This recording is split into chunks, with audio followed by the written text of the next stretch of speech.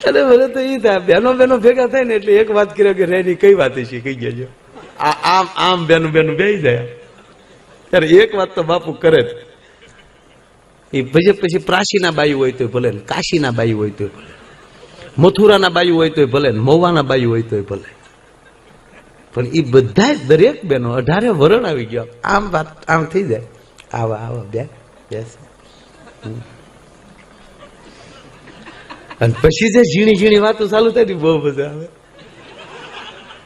દુબળી બહુ પડી એવું કે તો ઓલી બાઈને હારું બહુ લાગે, હમણાં દુબળા લાગો હાવ, તાવ આવતો 2 દી